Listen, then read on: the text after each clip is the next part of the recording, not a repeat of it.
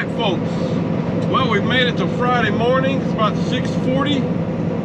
I'm about 35 miles from my delivery customer over here in Emile, Alabama. We'll be dumping this load of oil-tainted sand that I picked up over in the Atlantic Ocean a couple days ago. We've had an interesting development on this order late yesterday. I had another Oakley driver call me on the CB about an hour back from here and warned me that the place, of course there's a lot of us making deliveries over here at this place with this load, identical load, and he said that they've had a lot of confusion over there yesterday, that the receiver was making all the drivers have a Tyvek suit and a respirator mask to unload. And evidently he had driven back about, I'm going to say about, gosh, you know, it's probably almost 60 miles to a Home Depot there in Tuscaloosa to buy that stuff. And you know, none of the Oakley office people knew about this. It was just a big confusion. Of course, I was, you know, I just stopped for the night about 10 miles back. I mean, there's no Home Depot close to where I'm headed. I would have had to go back, you know, to do that. So luckily my dispatcher Manuel, after we talked about it, he called one of the other Oakley drivers over there that had just delivered. This was yesterday afternoon, and he needed a place to park anyway, you know, for the night. So he headed over and met me at the Loves. I'm not sure what town that was back there, but it's about 10 miles back, right here on I-20. And he gave me his stuff that he had already bought. So that's great. That helped me out. It's kind of silly, you know, this is not a hazmat load. But I guess they're kind of treating it that way. So anyway, thanks to Felipe, he's the driver that met me and gave me his mask and Tyvek suit. We got to talk a minute. Turns out he had a similar background to me. He had done flatbedding before he joined Oakley. Had a truck similar to mine, got it from the same place. So good to meet him, very nice fellow. So thanks, Felipe. You saved me a 60-mile trip having to go back the opposite way to get this stuff. So anyway, the air got cool after all that rain came through the last couple of days. 37 degrees at this point. Nice and crisp. I talked to another friend of mine over just a few minutes ago over in East Tennessee. He said it was already snowing. So winter is upon us, folks. So anyway, that's kind of a recap of where we're at, what we're doing. Oh, yeah, I wanted to mention too real quick, my wife sent me a link. It's actually a news publication. You can, if you're interested in that load picking up over there in the Atlantic Ocean, you can check this out.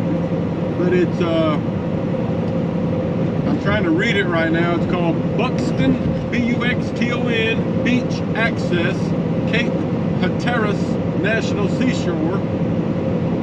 And it's an article about why they're doing the cleanup there that this load is a part of. You know, it turns out there used to be a naval facility there, and they discovered, you know, got some contaminated beach soil there. So yeah, if you're interested, you can look that up on the internet and get a little more information. It's pretty interesting.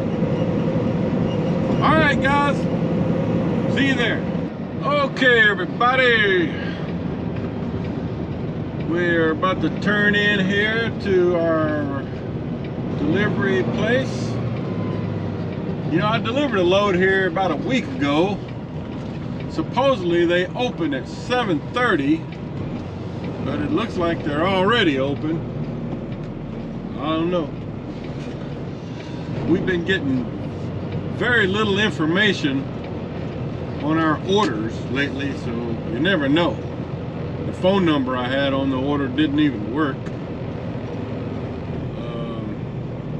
So anyway, we'll get up here on the scale and try to check in. They got a little drive up window. We'll see how it goes. Last week when I delivered, they had me pull off the scale after checking in over to the right up there and wait for an escort. So we'll see how it works this time. Okay, well, I've checked in, scaled in, and got instructions to come up to this point. There's a couple of trucks in front of me and a couple that look like they just got empty. Not Oakley trucks. So hopefully I'm in the right spot. I followed the signs like the lady said. She asked me if I had a respirator, and I said, yes, I do. So,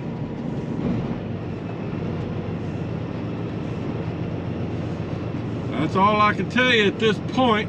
Looks like the driver in front of me is walking back to his truck. I don't know exactly where we're supposed to unload here, but I'll show you some if I can. Okay, folks, so I had to wait under that, what they call the bulk sampling station for about 40 minutes till the guy came, got my sample, and now I'm supposed to, oh man, now there's a line of trucks, about a dozen trucks back here.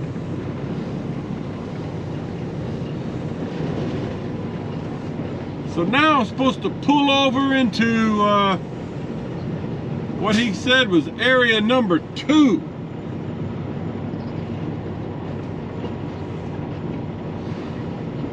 And then I guess we're gonna wait to go dump in the landfill, he says. So let me figure out where I'm supposed to be.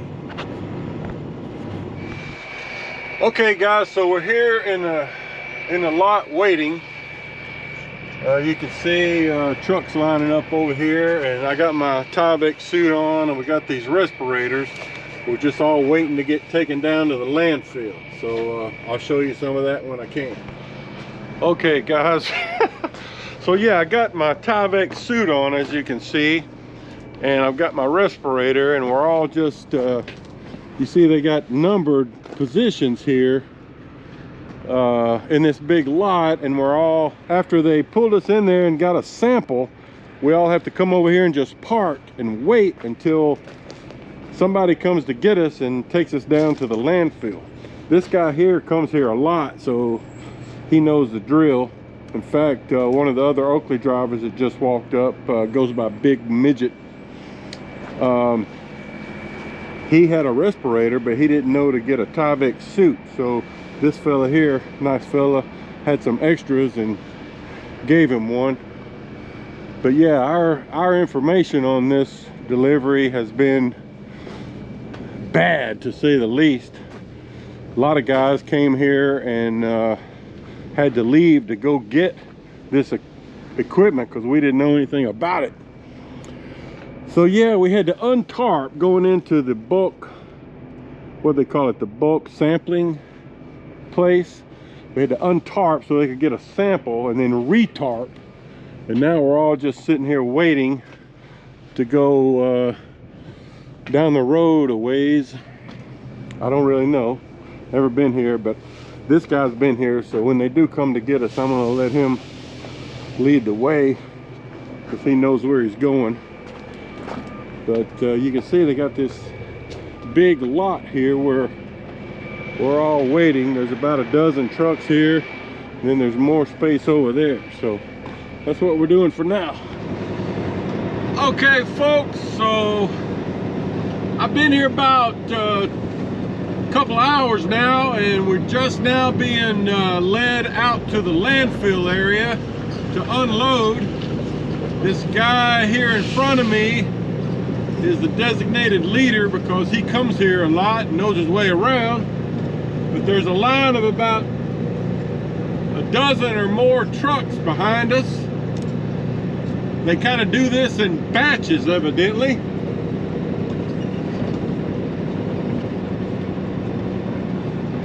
So we've all been instructed to, we've got two sets of paperwork. One set we're supposed to give to the folks down here at the landfill, and then the other set goes to the scale house when we leave.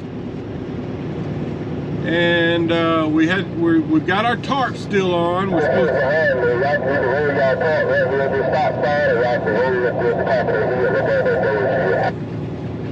hold on. Okay. All right, I guess this is the fella that tells us where we're supposed to be dumping.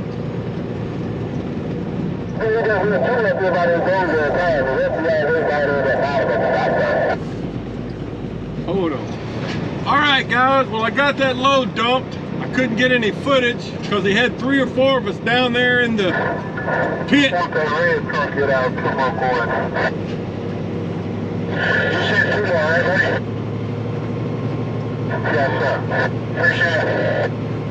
lot of CB chatter. They're sending us down 2 or 3 or 4 at a time. I don't even have my door shut yet. He had me dumped. Get on out of there.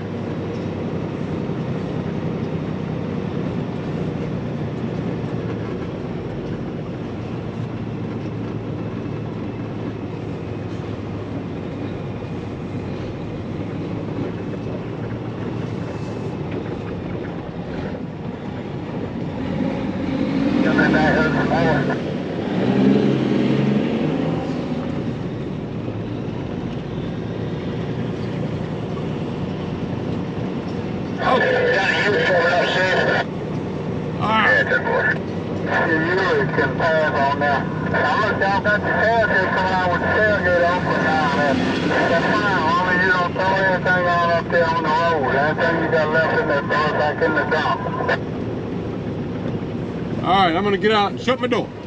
Okay, so I've made it out to the scale. I'm going to scale out, get my paperwork finished up, and then pull over there to the right, get out of this suit.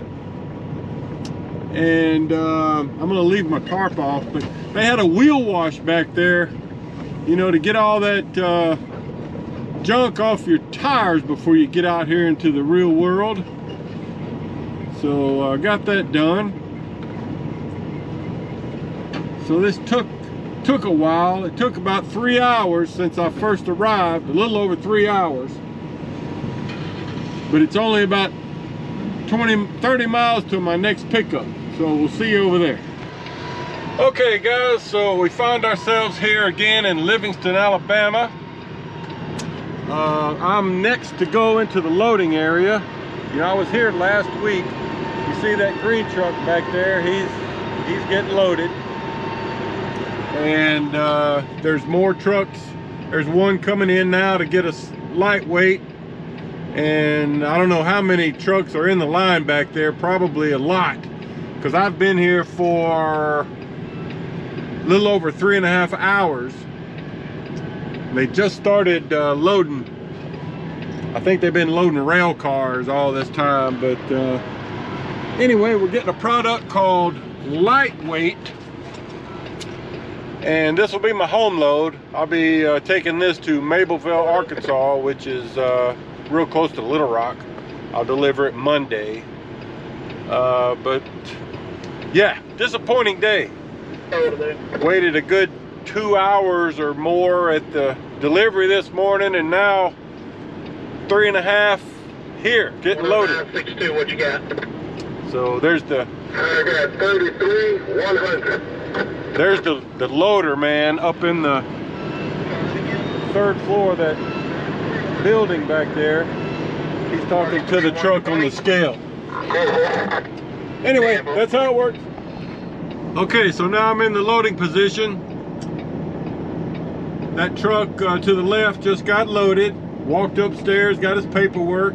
Now he'll pull out straight there and make a right up past the flag and tarp, send in his information and hit the road. And then you can see the next truck there in front of me waiting to back in when I pull out after I'm loaded. Who's next to come in? So that's it. There's the loader calling for 10962. calling the next truck. Where are you headed? I'll let you listen. Oh no, I'm already backed up. I'm up here on the hill, 112025, over on the Antique Brick and Little Rock. So he wants your truck number and where you're going. 11025. He'll get you checked in. If you haven't been here in a while, never mind that.